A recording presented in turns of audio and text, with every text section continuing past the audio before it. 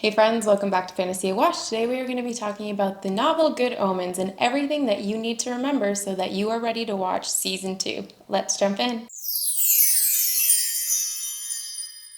Good Omens is a novel that was written, or co-written rather, by Neil Gaiman and Terry Pratchett and originally published in 1990. Now, the novel had originally been started by Neil Gaiman, who sent it off to his friend Terry Pratchett and said, "Do you have any ideas that might help me along with this story because I'm kind of struggling and I'm stuck?" Time and time and time went on, and Neil didn't hear back from Terry Pratchett, so Neil assumed he probably doesn't like said story, and I'll just have to move on, and maybe I'll get back to it one day, and maybe I won't. However, Terry Pratchett kind of surprised him and wrote him back and said, "I really like this story. Are you doing anything with it? Because if not, I would like to buy it from you and finish it myself." And thus their collaboration was born, and it brought us this amazing story, Good Omens. Omens is the story of an angel that is named Aziraphale and a demon named Crowley that are both not quite sentenced, but are both tasked with living on Earth to monitor how things are going with humanity. Aziraphale is monitoring for heaven, and Crowley is monitoring for hell, and they've become friends because they've been with each other or near each other for the last several thousand years. And as the events of the story start to build up and culminate, they team together to prevent the apocalypse, which is from the book of Revelation in the Bible, and the arrival of the Antichrist. So let's jump in and refresh ourselves with Good Omens.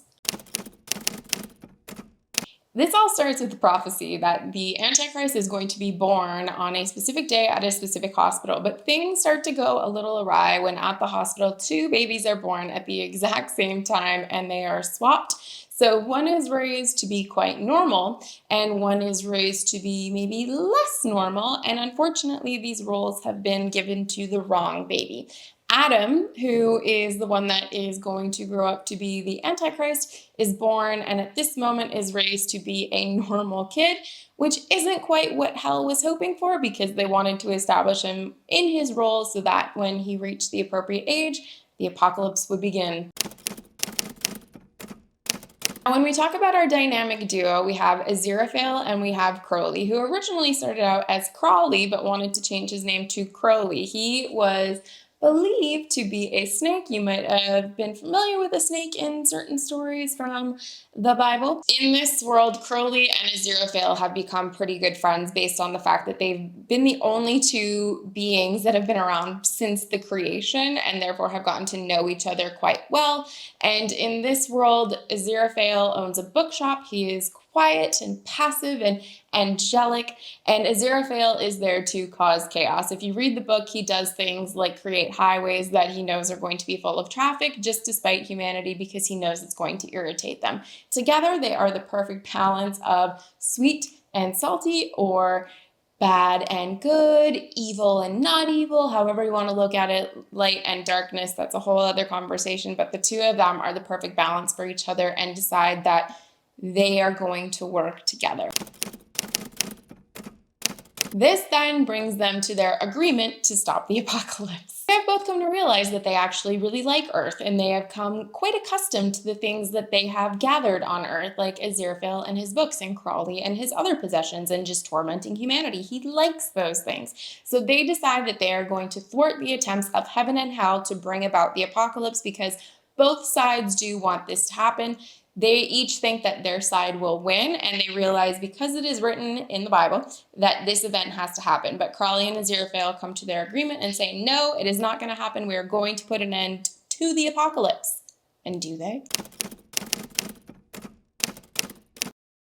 This then brings us to Agnes Nutter. Now, Agnes Nutter is not alive at this time. She was alive several hundred years ago, but she was prophetic and wrote down said prophecies, or people around her wrote down said prophecies in a book. And Agnes, despite being somewhat off or proclaiming very strange things, was the only person to have the correct information about Adam and the oncoming apocalypse, and her descendant, Anathema Device, is now on the case. So we are introduced to some other characters in the story who are trying to find Adam and figure out what is going on with this crazy apocalypse. This also introduces us to Sergeant Shadwell, who is a witch hunter, and he is tasked with finding Anathema Device as she is the descendant of Agnes Nutter, and he wants to figure out what this witch Witch is doing her book of prophecies is called The Nice and Accurate Prophecies of Agnes Nutter, Witch. Thus, we then meet our four horsemen. Now, if you are familiar at all with the Bible or the book of Revelation, we have the four horsemen of the apocalypse. These are famine, pestilence, war, and of course, death. If you are more interested about death as a character, you can go and watch my video that I have on the personification of death in literature and fantasy. I will link that for you here. All of the four horsemen are kind of scattered all over the world as they've been causing absolute chaos. War, we are introduced to in this book as a female. She is causing strife in Africa. Famine is a businessman and restaurateur who insists on serving minuscule portions and starving his patrons. We then have pollution, who is polluting the oceans, and death, who is constantly everywhere because he is death. This then brings us to the introduction of Adam. Now, Adam is our Antichrist figure. He has grown up as a regular boy. He has friends. He is now having a birthday, and he's now starting to develop superhuman abilities and powers, which not every child does. But this is because our Antichrist figure is coming into his own, and the apocalypse is going to happen in the next 7 days. Now, each side, aka heaven and hell, tried to influence Adam to bring them to their side. Hell realizes that there has been a crazy mix-up between the two babies 11 or so years ago, and they tried to persuade Adam to come to their side. Heaven also comes to this realization, and Aziraphale tries to use his direct line to God, that would be convenient, to find out how he should best try to convince Adam to come to their side. As everything starts to culminate in the story, the four horsemen come together. They are searching for Adam. They are getting ready. And Adam, not knowing of who he himself is and his powers, starts remaking the world in his image, which isn't exactly what either side, aka Crowley or Aziraphale, wants to have happen. In a moment of introspection and realization, Adam realizes that he doesn't want to be the cause of all the destruction in the world and decides to remake everything in a more positive and beautiful way and create the world anew in that way. This then brings a culmination to our story where all of our main characters come together. At this point, we have Crowley, Aziraphale, Anathema, and Sergeant Shadwell come together to fight off the four horsemen of the apocalypse and make sure that the apocalypse doesn't happen. We then have our new world and the event in which they do succeed. Huzzah! It is a glorious moment for our unlikely ragtag team who are thwarting the four horsemen of the apocalypse and the apocalypse itself. Everyone lives happily ever after, even though everyone kind of realizes that something is probably going to need to happen eventually, but we can just kind of push it aside for now. In this world, humanity is given another chance, so if humanity does better, then maybe an apocalypse won't happen, but you never can know with these things, right? Omens is a story of friendship. It is a story of the struggle between good and evil, heaven and hell, morality, and the novel humorously displays and details human nature in a way that only Neil Gaiman and Terry Pratchett could do, because it is woven together in such a beautiful way that it is perfect. Now, I know what you're thinking, and that is, how on earth could there be a season 2 of this show when everything that was in book 1, which isn't very long of a book, was covered and established in season 1 on Amazon Prime's Good Omens? Now, Neil Gaiman himself came out and said that this story had been in the works in the 80s. And in 1989, he and Terry Pratchett were on a book tour. And while they were in Seattle and still not relatively wealthy or famous, either one of them, they had written Good Omens already. It was about to be published. They had talked all night one time, coming up with what would possibly be the sequel to Good Omens.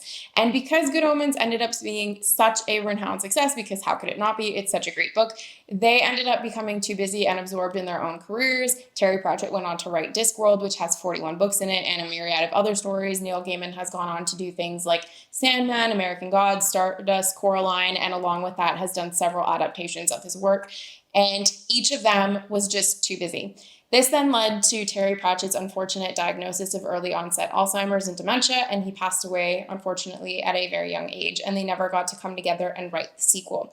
Neil Gaiman says that season 2 is going to be what he and Terry would have written together and had planned to write all those years ago in that hotel room in Seattle. So even though Terry Pratchett has been gone for several years, it is kind of amazing that in some way, shape, and form, we are getting an almost new Terry Pratchett story. So in many ways, we can be grateful for that if we are Terry Pratchett fans and Neil Gaiman fans. Season 2, if it is going to be anything like season 1 or the book, is going to be just a spectacular story because they have two of the most brilliant minds that have ever put pen to paper for fantasy, and they're absolutely the standard for me in a lot of the genre and in writing in general. Let me know down in the comments below if you are excited for season 2 of Good Omens, if you have read the book Good Omens, or if you've just watched the show, one or the other for each, because each is great. The adaptation isn't 100% exactly what happened in the book, but Neil Gaiman was so heavily involved and wrote the episodes for the show that it ended up being a fantastic adaptation. It was so, so good. So I am really excited to see what comes out tomorrow with season 2 or today. I'm excited to see today what comes out with season 2 of Good Omens and get back to that world where I can hang out with Aziraphale and Crawley and just live our very best heavenly or hellish lives. If you like videos like these and want to help support my channel, you can hit like and subscribe. You can also leave a comment down below. If you would like to find me on Instagram, you can find me at Fantasy Awash. And as always, I will see you next time.